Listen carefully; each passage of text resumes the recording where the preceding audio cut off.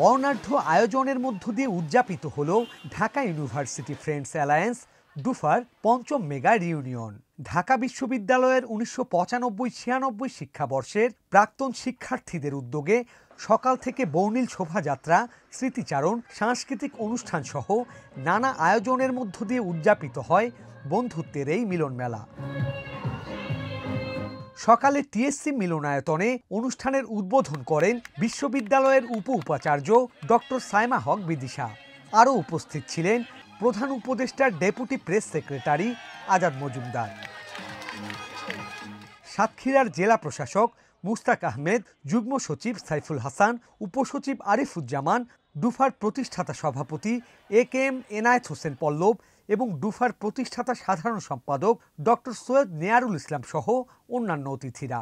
সব বিভাগের আমাদের ব্যাচের যারা শিক্ষার্থী তারা আমরা এখানে একত্রিত হয়েছে। সো এটা একটা এক্সট্রা একটা আছে, এটার বৈশিষ্ট্য আছে যে অনেকের সাথে হয়তো শিক্ষা জীবনে পরিচয় ছিল না, পরে এসে আমরা পরিচিত হয়েছি, কিন্তু এই বয়সটা এই সময়টা আমরা অনুভব করি, কারণ প্রায় 30 বছর আগে আমরা এখানে শিক্ষার্থী ছিলাম। এটা আমাদের এক আকাঙ্ক্ষার জায়গা, স্বপ্ন পূরণের জায়গা, যে আমাদের বন্ধুদের সাথে দেখা হবে।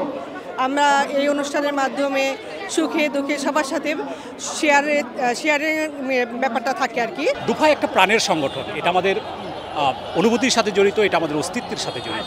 যখনই ডুফার কোনো প্রোগ্রামে আমরা আসি তখন সত্যিকার অর্থেই আমরা আসলে 25 বছর পূর্বে ফেরত যাই, অর্থাৎ ইয়াং হওয়ার যে একটা প্ল্যাটফর্ম, সেটা এই ডুফা প্ল্যাটফর্ম। ডুফার এই প্ল্যাটফর্মটা আসলে আমাদের সায়েন্সের ছাত্রছাত্রীদেরকে আসলে এই ধরনের একটা বন্ধুত্বের যে বন্ধনটা, এই বন্ধনটা আসলে একসাথে নিয়ে আসতে পেরেছে।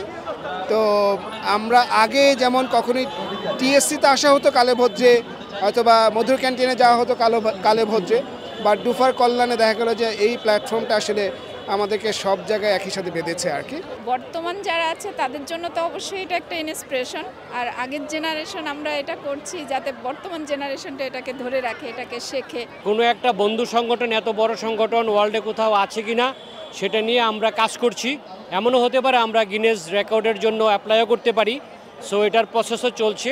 দীর্ঘদিন পর একে অন্যের দেখা পেয়ে পুরনো বন্ধুত্বের স্মৃতিচারণে মেতে ওঠেন সবাই, গেয়ে ওঠেন বন্ধুত্বের জয়গান। বন্ধুদের সাথে দেখা হওয়ার বিষয়টা আসলে আলাদা রকম, আর আমাদের মতো এরকম আসলে কোনো অ্যাসোসিয়েশন আসলে নাই যেখানে আমরা সবাই একই ব্যাচে, একই সেশনের, একই সময়ের বন্ধু। সো আমরা ডুফা যে কোনো জায়গায় পরিচিত হলে শুরুতেই আমরা তুমিতে চলে যাই, এই যে একটা অনুভূতি যেটা আর কোথাও আসলে পাওয়া যায় না। আমার বন্ধু রাজু, আলম সবাই আছে। অবশ্য অনেকদিন পর আমাদের একটা মিলন মেলা হয়েছে, তো ডুফার মাধ্যমে আমরা এই প্ল্যাটফর্মটি পেয়েছি।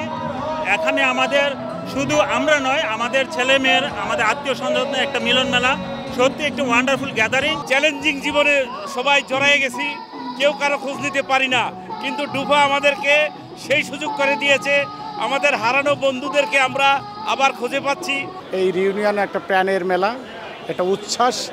আফটার 40 years মানুষ এসে যে এতটা আনন্দ করতে পারে, তাই ডুফার রিউনিয়ন না দেখলে বিশ্বাস করা যায় না।